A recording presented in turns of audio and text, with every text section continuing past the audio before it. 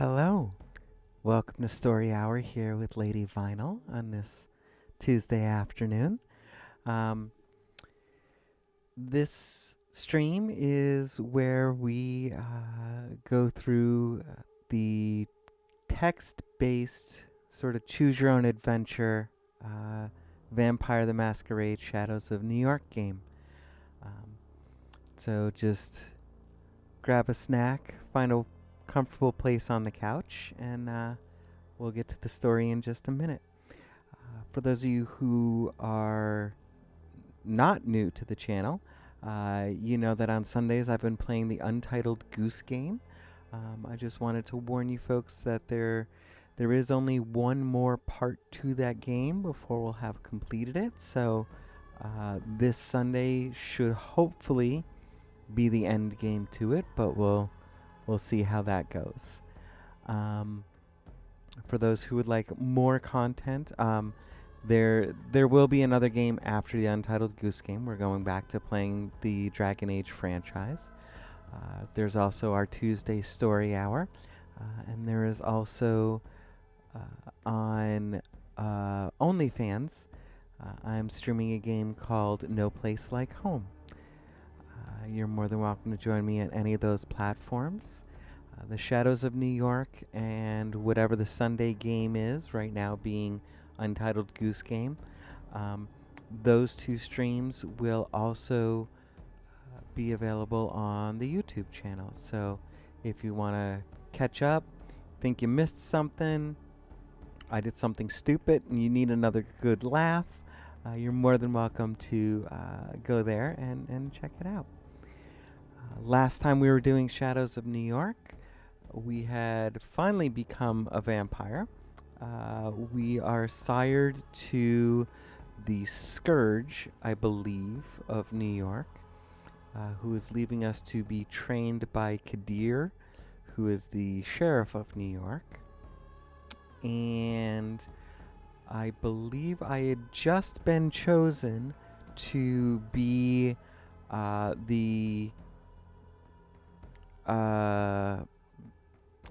to do a thing. Hey Tallulah, thank you very much for the like. I don't even remember what it was that I'm being given the task of doing, but it's to do a thing and do stuff. So let's jump back into the game so that we can get back to it and figure out what in the heck I'm supposed to be doing. And so we leave in a rush.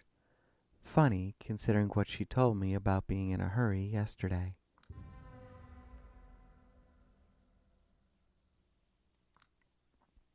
We're here. She thanks the chauffeur and lets me out of the car into a quiet neighborhood somewhere in Queens. Seemed like you were in a rush.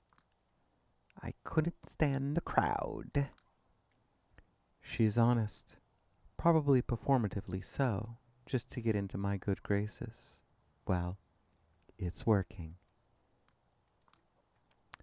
And why is that? In my experience, gatherings like those always enable a boring pack mentality. All the familiar lies we tell ourselves to justify lusting for more, repeated ad nauseum.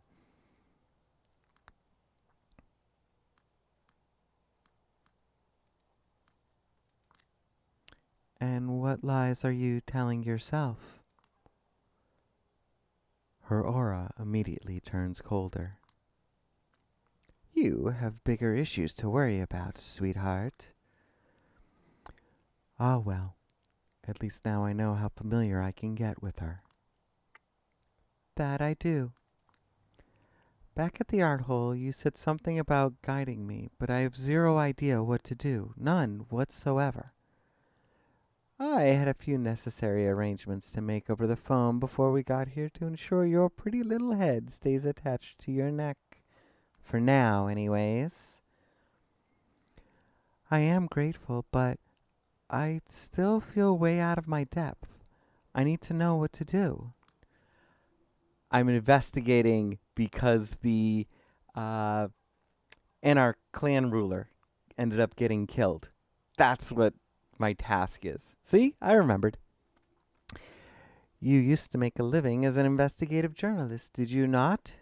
Investigate the murder. In TV shows where an investigative journalist gets too close to the heart of a politically incendiary case, it rarely goes well. A cat's head on their porch, a bullet to the head. So are you afraid you might be a pawn in a game you don't understand? That your elders consider you a disposable asset? That a single wrong move might cost you everything you hold dear? That sounds about right, yeah. Well, by the sound of it, you understand your situation perfectly. Don't belittle me. I need your advice. Be anything you want, but don't be boring, Julia. If I wanted to belittle you, I would have drowned you in platitudes long ago. Know thyself. Believe in your strength. Trust no one. Act confident. Turn the chessboard around and read your opponent's mind. Read Sun Tzu and quote him incessantly. Say, do you feel any better now? Can I ask you something? Seeing as Mia is still not here, of course. Do you know who killed Baron Callahan? I haven't the slightest idea. Were you emotionally impacted by his death? Not at all. Did you know him? Only passingly, I'm afraid. I expected him to perish sooner than later, so I never bothered to improve our relationship. Why are you helping me? Am I? That remains to be seen. What do you mean? You do not want a painfully honest answer. But I do. She stares me down. Her irreverent tone makes it impossible to guess what she's feeling, even more so than the mask. When I look at you, I see someone pitiful, someone whose hunger is purely biological, just an animalistic rush. When I saw a burgeoning plan to put you in a situation that is way beyond your capabilities, I offered to help. I was curious to see your true colors reveal themselves firsthand.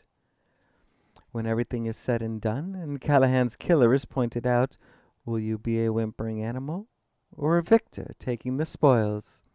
I cannot wait to find out. I don't know what to say. Is she provoking me? Or... Mia should be here any second. You have time for one more question.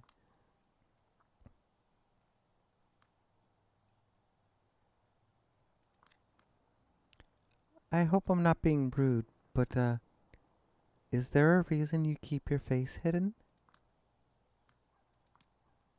Yes, there is. And yes, you are being rude. Sorry, just curious. I understand, but let's just say I prefer everyone to come out with their own theories. The more stories they'll invent, the less relevant the truth will be. But anyway, here's Mia. A woman around my age emerges from around the corner of the street. I've never met her before, but if I had to describe her in 2 words by her aura alone, I guess those words would be permanently angry. Even more so than your average anarch. You must be Catherine Weiss.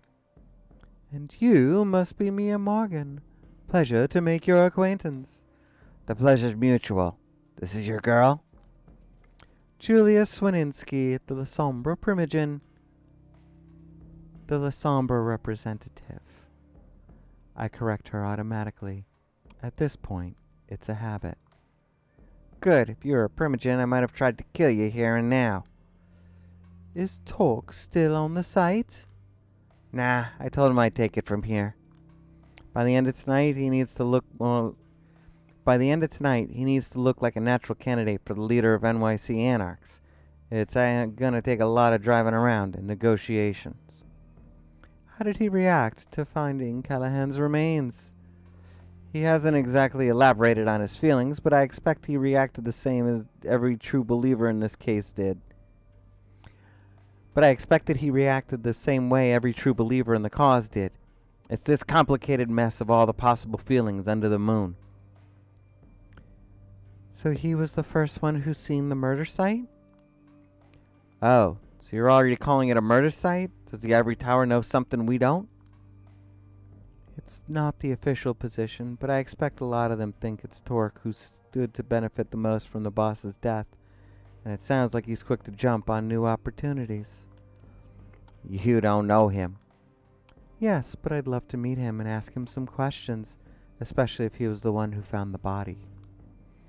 Well, if you're meeting Torque at all, it won't be tonight. He's too busy.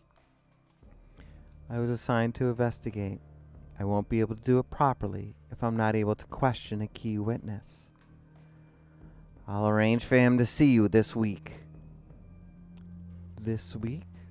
Aren't the tensions a little too high for delaying an investigation like this?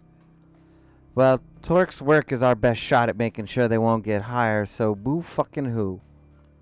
I'm his right-hand woman, though. You got any questions? Direct them to me.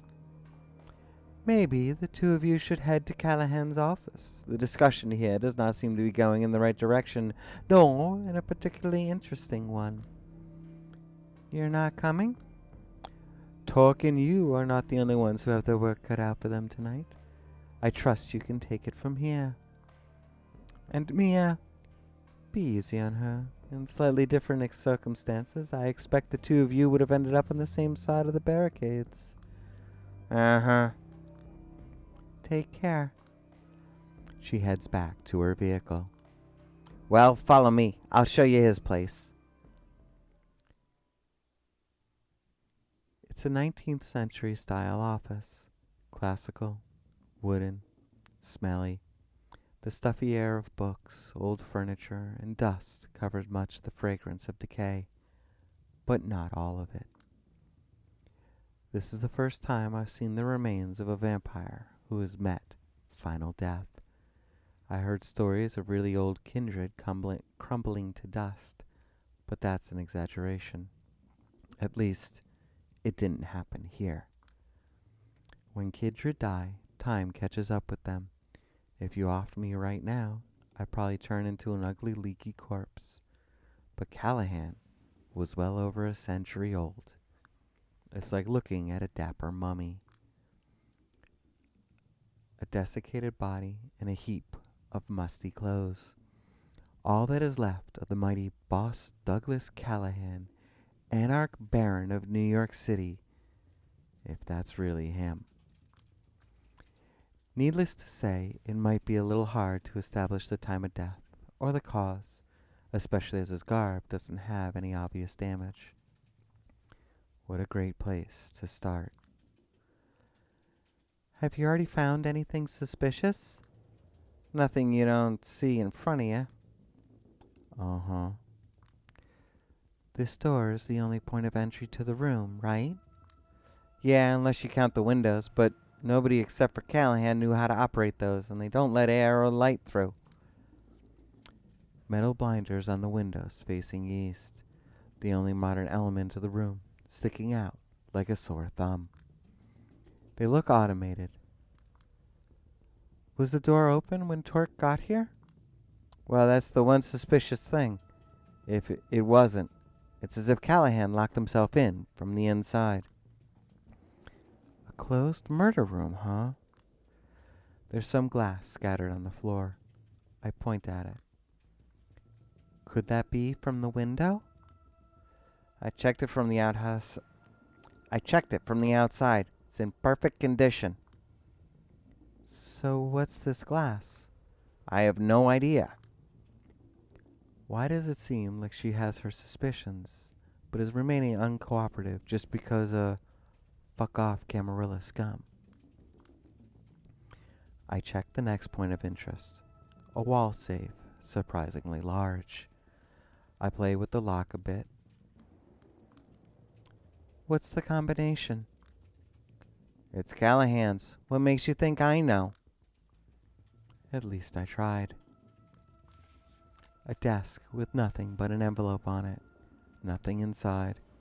I check all the drawers. Every single one has been thoroughly emptied. I don't know what I expected. Is this how the anarchs go around securing crime scenes? Were these emptied before Torque arrived? I don't know, but I wouldn't accuse him of tampering with evidence if I were you. Well, thank you. The decor of the room is pretty minimal, so there's not a lot of points of interest that could illuminate the case.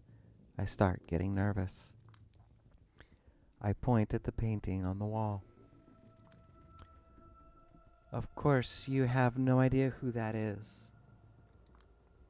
Callahan's ancestor, I guess? I'm out of ideas. Everything I look at feels like another dead end. I'm frustrated. I feel as if I failed this investigation before it has even started. There must be something more. I start walking around, trying to find a single clue. Mia just watches me indifferently.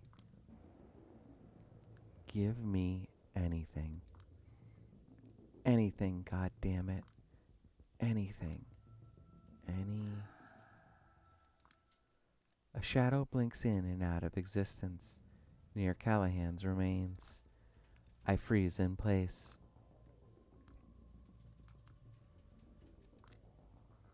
I'm afraid to speak up so that I don't startle whatever or whoever that was. You done here? Doesn't seem like Mia's noticed it. Give me just a moment more. She groans under her nose and goes back to messaging someone on her phone. When she does, the shadow appears again. Once again, blink in, blink out. Could something be there? I approach the clothes and start searching them for a clue. Maybe they missed something. Getting desperate, huh? Just being thorough. We've searched the bastard like 3 times. He has nothing of interest on him. How about this? A small card, barely noticeable, looking a bit like a shopping list, is shoved deep into an almost invisible hole in the fabric. I take it out and show it to Mia. Huh, you didn't plant that there, did ya? No. Did you? Shove off. What's on it?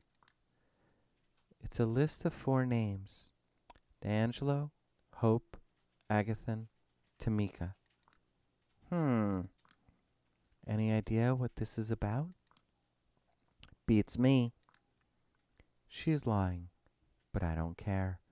Tomorrow night I'll meet up with Kadir and ask him to help me figure it out. Think I'm done here. Don't let the door hit you on your way out. Guess she sees me as nothing more but an enemy agent. When will I get to meet Torque? If, and that's a big if, he will agree to meet with you on a one-on-one basis. Catherine will let you know. He probably won't let a loyal Camarilla lapdog like you see him without her oversight anyway. A Camarilla lapdog, huh? It's a risky play, of course, and might backfire. But maybe I'd benefit if I put my loyalty to the court into question.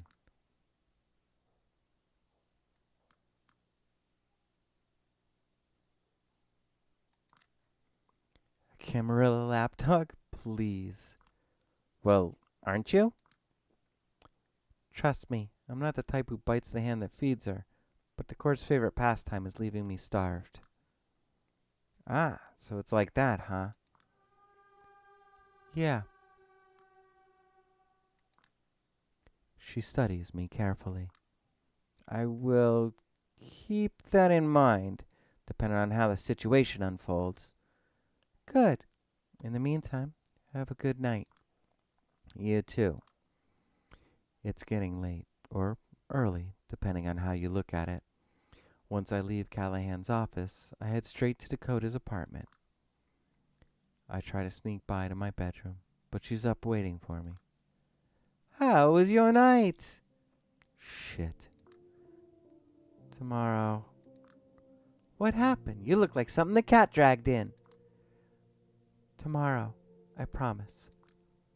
But I'm worried. Don't be. Tomorrow. She gives me a concerned look, then closes her eyes, slumps her shoulders, and frowns. All right. You're the best.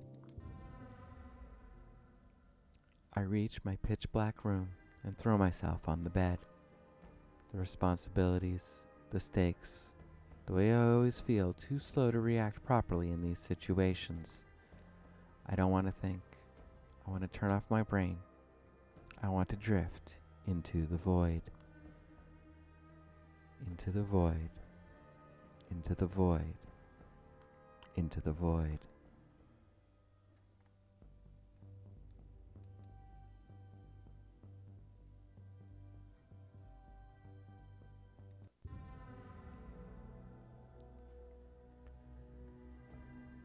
You've received your first trait. Some choices in the game will push Julia towards different ways of thinking, which will have a lasting effect on her throughout the story.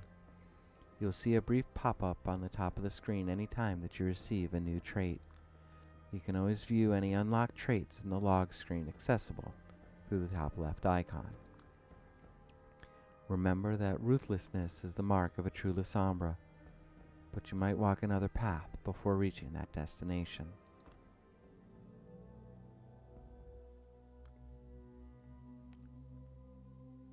I always told you you'd make it big. Get real. These assholes are just using me as a pawn in some stupid fourth-dimensional chess game. As opposed to just keeping you off the chessboard. Don't be a glass half-empty buzzkill. Watch them make me a scapegoat. Watch them make me a scapegoat or something. That would be exciting. I could write a book about living with a 21st century Lee Harvey Oswald. Come on, don't even joke like that. I haven't killed anyone. Julia, honey, neither did Oswald. Yeah, right. I keep forgetting. Stop wriggling, or I'll mess your face. Sorry. I'm always obedient when she's busy working on my makeup. It's hard to take care of your appearance, especially your face, when you can't even see yourself in the mirror. Not that I've ever been particularly good at it, but Dakota doesn't seem to mind. I'm her goth dress-up doll. Her presence in my unlife is one of the few good things that my sire provided for me before fucking off to Chicago. Normally, I'd be told to find myself a ghoul, but many of our clan, myself included, finds the idea of ghouls distasteful. We're cat people, not dog people. We don't want mindless, faithful servants. We want companions who rely on us despite having, in theory anyway, the free will not to.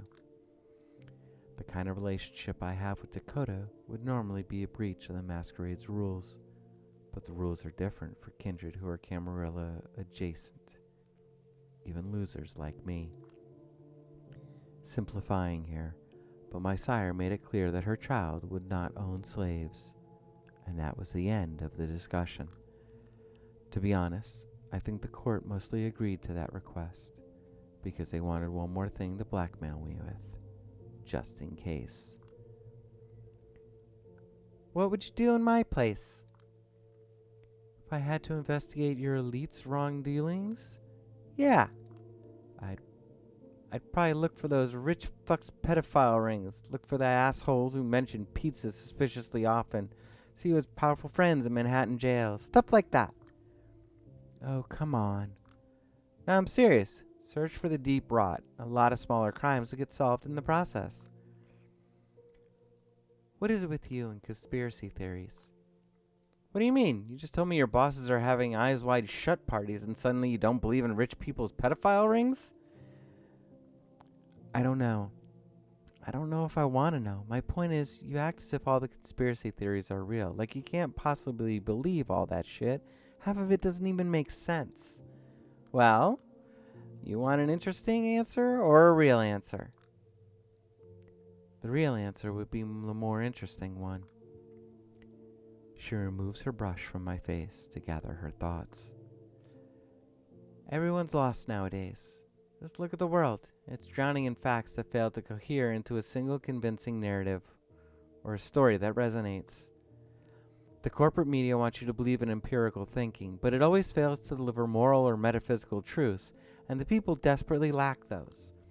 So what do? They turn to conspiracists, and suddenly they're able to navigate the world. And why is that? Because conspiracy theories give them emotional truths that serve as a compass. Is Bill Gates trying to insert satanic microchips into a body? Probably not. I hope not. Now, is he a terrible person? No idea. But there's ample evidence that might be the case. It's in his ruthless business strategies, the company he used to keep, the philosophies he follows. People look at him and they feel he's fishy. So when the media present him as a genius or a savior, and I post that he wants to put the mark of the beast in my body, they choose to believe me. Because it makes moral, emotional, and metaphysical sense to them. And ultimately, that's what matters most. The end. Wow, I'm 99% sure this is complete bullshit, but I'm buying it. I mean, it totally misrepresents how conspiracy nut jobs I knew, but it's interesting and fun to think about, so I don't really give a damn if it's the truth.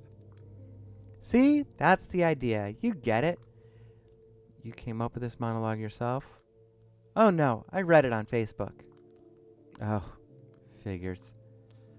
But just to make sure, vaccines are okay? Well, as far as I know, they don't cause autism. Good to hear. Anywho, I'm done. You're the best. Yeah, considering how many times I've done makeup on a dead body, I probably have enough job experience to be a mortician by now.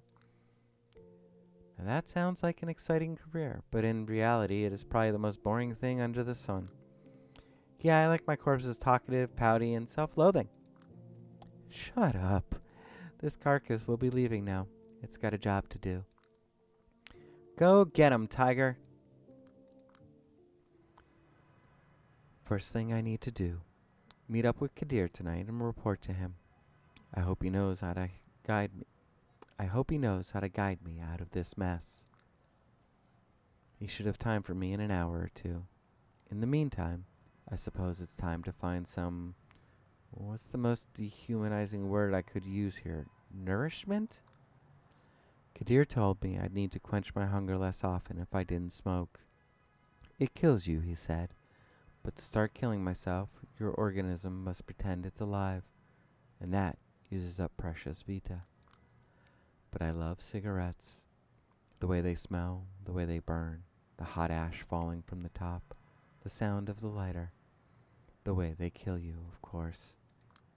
And I guess I need some tactile connection to who I was back when I was alive.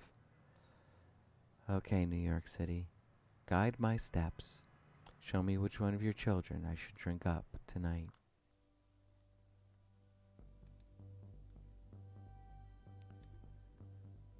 Diva's Delight, a fitting name for a kiss addict audacious enough to openly pitch her unique taste to those in the know. I'm not in a clubbing mood, but since I need to feed, might as well give that rumor a shot. A slap on the wrist. Samira is asking me to help her. Samira is asking me to meet her. If not for the ongoing celebrations, the patrician would prove an odd choice for a secret rendezvous. Here's hoping she can provide some useful insight into the case. Bunny as a reporter. The note left at my old dead drop point reads, Bunny as a reporter. Shit. Could it be Woods? Long time no see.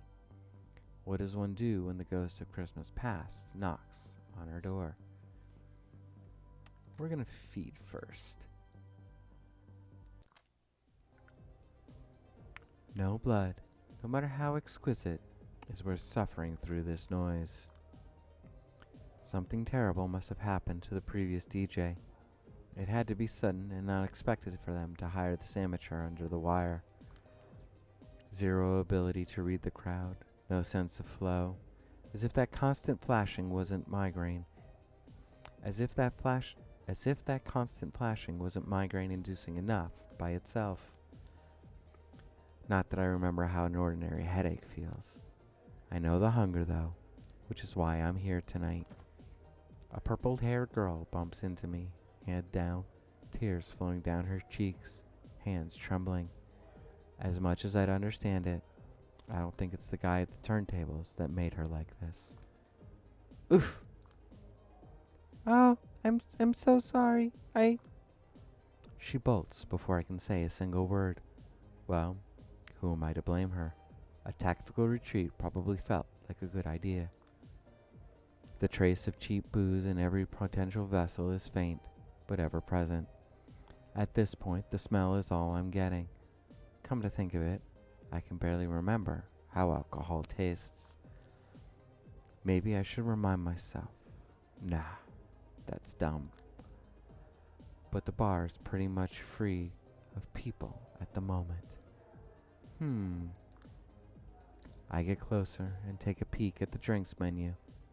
These are some goofy fucking names, especially from a kindred's perspective.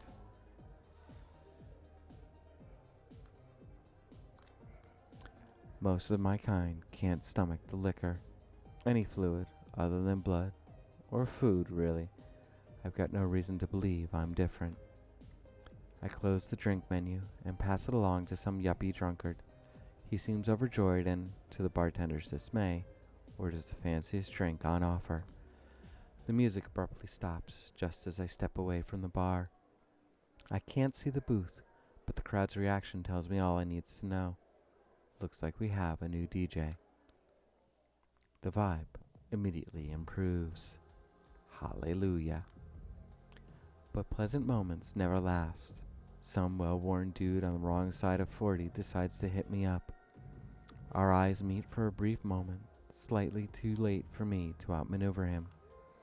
Strangely, there's no lust in his gaze, and yet he seems like a predator closing in on its prey. Shit. Could he be the rumored diva's delight? A kiss addict clocking me as a bloodsucker? How come you're here all along, sweetheart?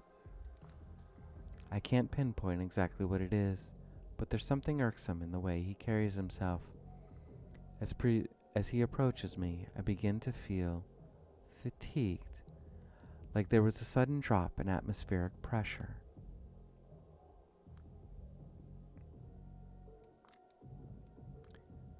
My unsure voice thwarts any attempt at sounding imposing. Can you bother someone else? I'm not in the fucking mood. He seems unfazed by my words, just tilts his head a little, like a hound dog catching a scent. I feel spiders crawling up my spine. Is there something wrong? Here, let me... Hands off, asshole. I grab his wrist in a tight grip and start twisting until I feel the snap of a dislocated joint. He screams in pain, but fortunately, the music drowns it out. As soon as I let go of his hand, he runs for the exit. He stares me down before leaving, and I can't help but sense something worse than fear in his eyes. Makes me feel uncomfortable. Hello, Griffith Gaming. Thanks for joining the story hour. Time to bail and not look back. Right before I reach the exit, the purple-haired girl from earlier bumps into me once again. This time, I know it's not coincidental.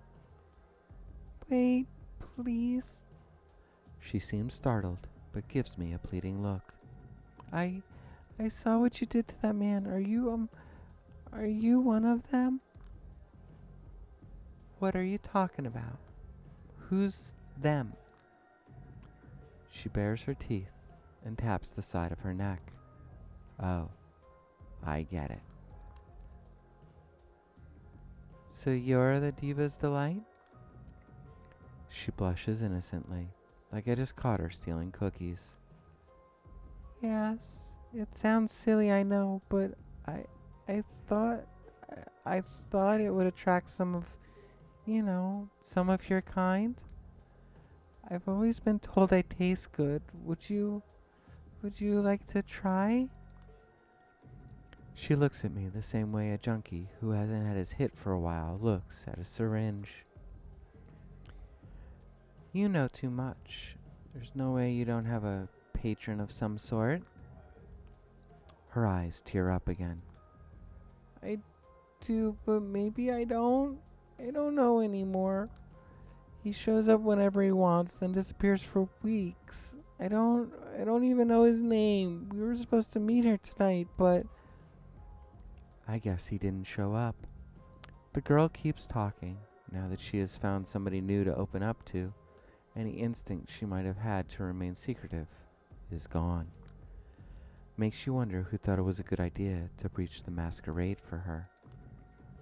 Before him, I used to have a caregiver. He was one of the divas too, but she was one of the divas too, but she was exceptional, noble. I think she cared about me in a way. She's always complimented the way I taste. Would you like a try? She clings to my arm like I am Jesus Christ and Kurt Cobain at the same time, descended from heaven exclusively to turn her misery to bliss. I can't help but feel some disdain. Please, I promise you won't be disappointed. I know I won't be. I'm too hungry for that. But I also like to pretend I'm something better than hungry from time to time.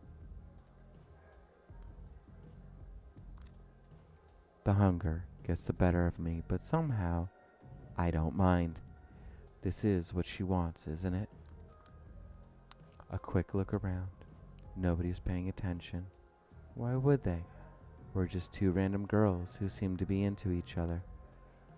I gently grab the back of her head and pull my lips closer to her neck. She visibly trembles with excitement. As I bite down, her body softens. Then I drink, savoring each sip. She really tastes incredible, like an unfulfilled promise. Sweet, sweet innocence. As soon as I am done, she loses her footing, weakened, but undoubtedly relieved. I help her sit down on the floor. She smiles at me, joy glinting in her eye. Thank you. I really needed that. My name's... Don't talk. Just rest for a while. I leave her alone in this state of bliss. She doesn't seem to mind. It looks like I did the right thing. Right? I leave the booming sound of the club behind me and get on with my night.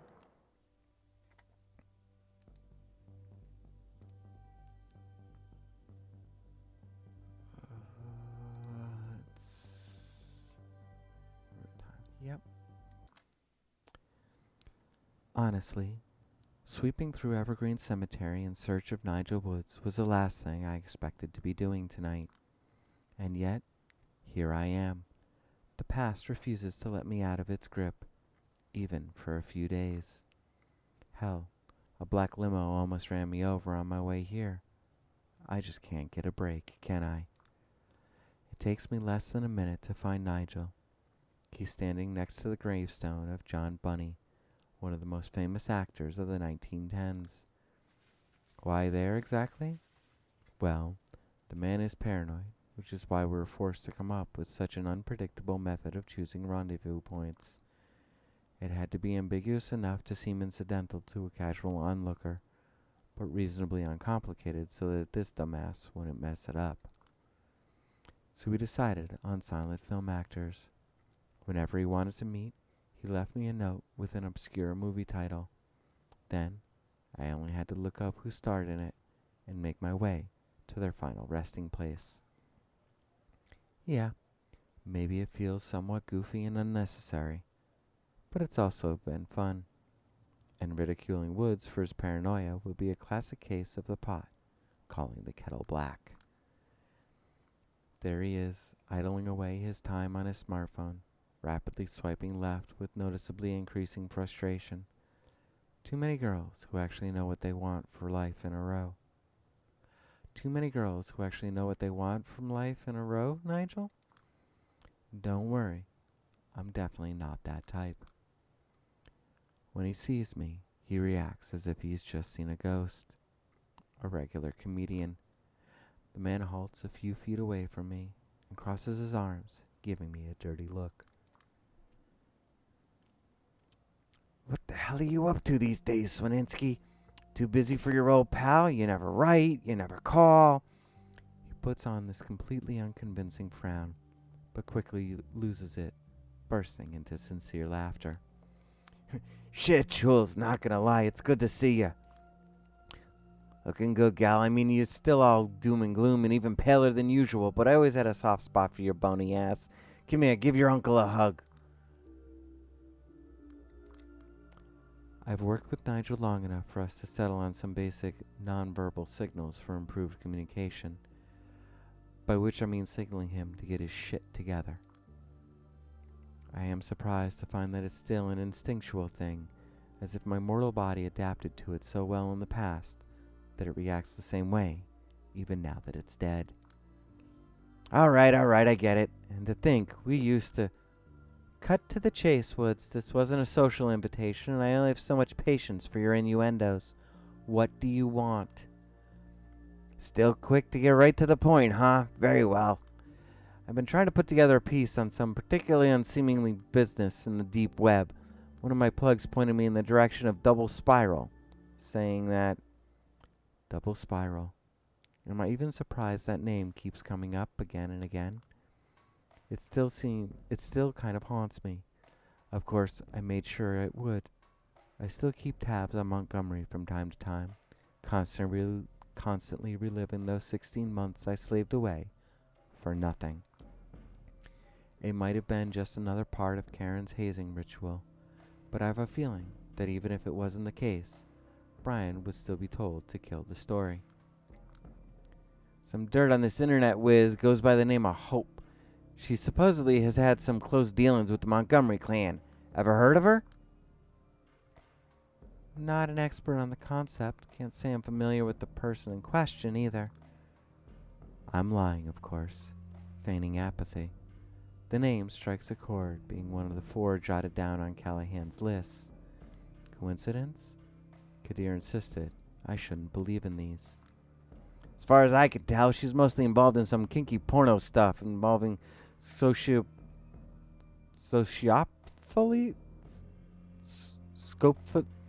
I can't pronounce the word.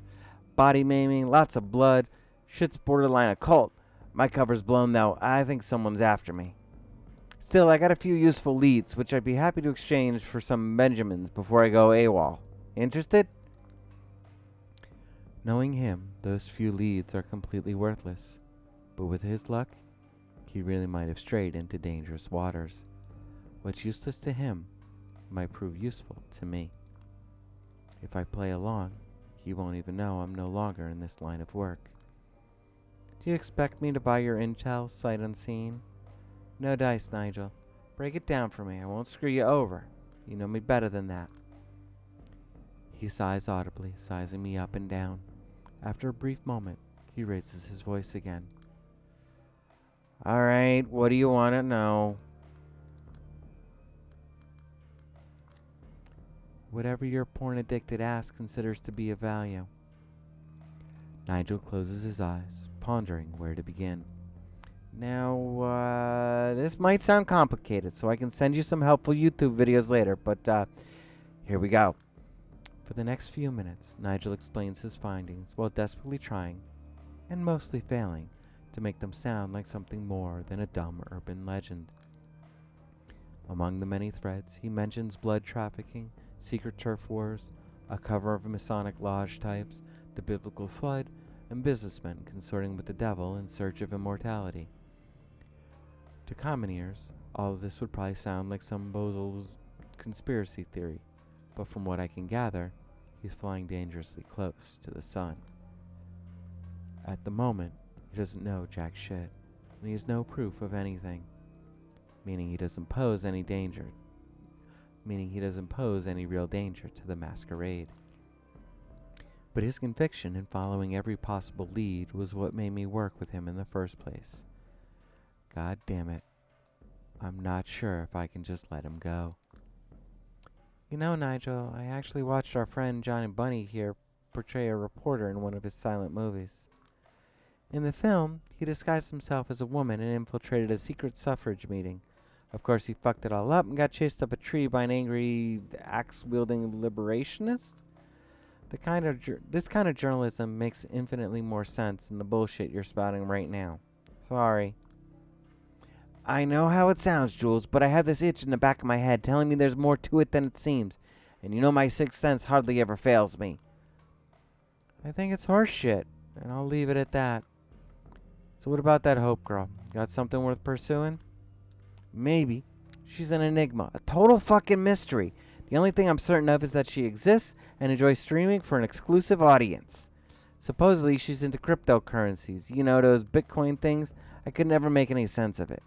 It's a scramble, I know, but I promise you that somewhere within lies a juicy story for someone like you to pursue. Hell, I have a hunch that if we join forces, we might really hit it big this time. Thoughts? This poor idiot. This intel of his sounds like a cheap pulp novel. No one in their right mind is going to pay a dime for it. It'll ruin his credibility, if he still has any. If he persists in spreading this bullshit, it will probably completely neuter his ability to harm us, eventually. But if the Ivory Tower gets wind of his activities, Kadir is going to get involved. He's going to ask questions.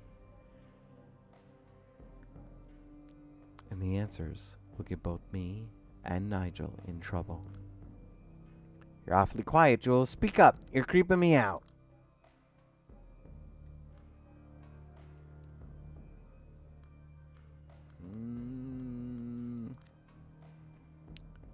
I'm sorry, Nigel. Just a bit. But still. What? He freezes in place as I gaze into his eyes. There is no blood trafficking or secret turf wars going on in New York City. You have nothing on Double Spiral, and there is no hope. You made all of it up. The idea you have instead is a non-fiction book about toxic masculinity. You're going to do your research, and you're going to pitch the book to everyone as a real expert on the subject. He stands there completely perplexed, suppressing layers of rewritten memories.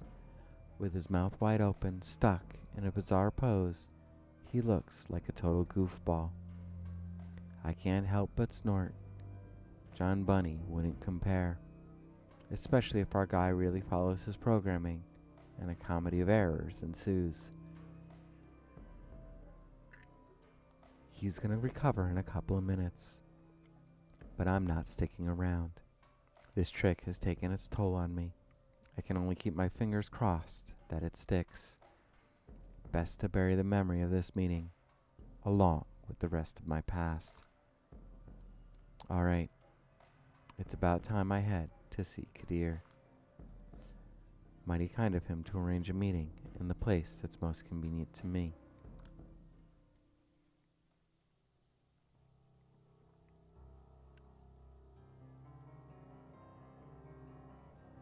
D'Angelo, Hope, Tamika, Agathon.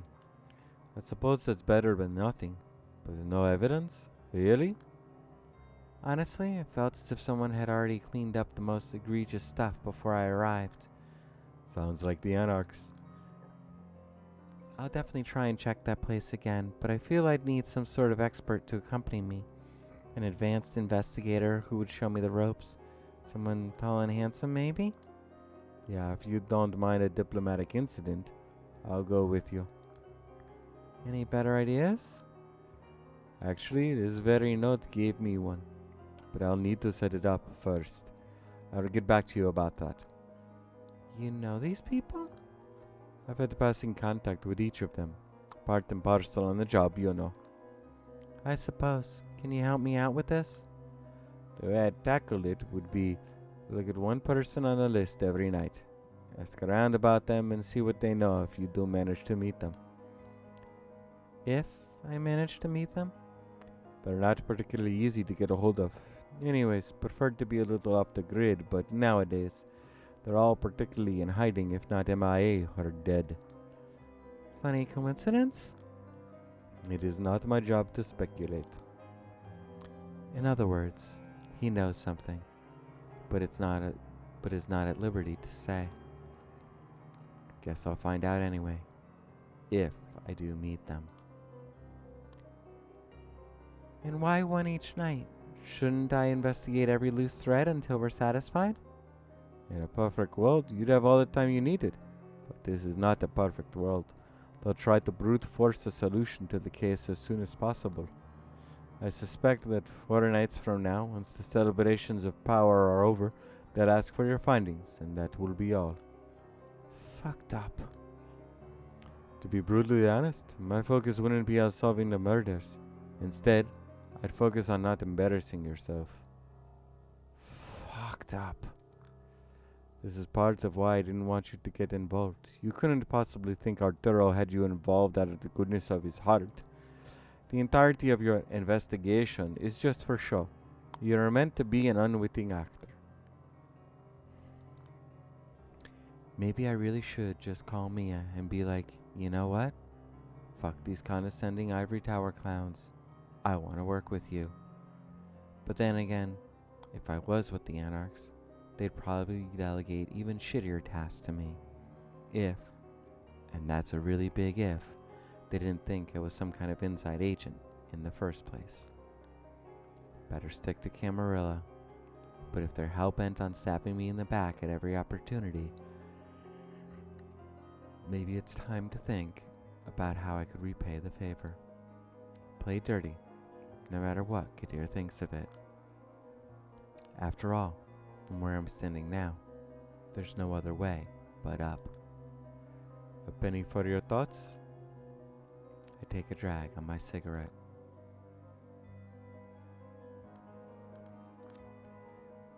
Thoughts, schmutz. I'm angry. What do you expect? Something different from the norm, I suppose. My anger levels are above the norm, I suppose.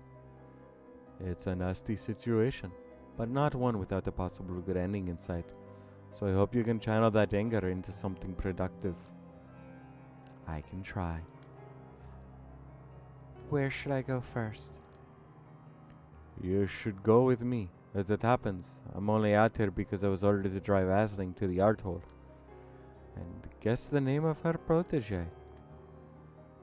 Oh, so that's who Agathon is?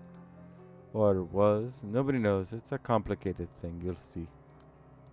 I'm on the clock, so let's get the move on.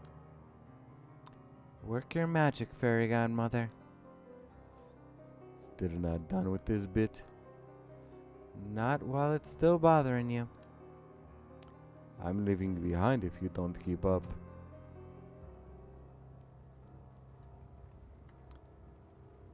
And with that, that is where we will leave our story hour for the night. Thank you all for joining me. Don't forget, there'll be a Sunday stream at 1:05 p.m. Here at Twitch, and we'll be back next week with more story hour. Have a good night.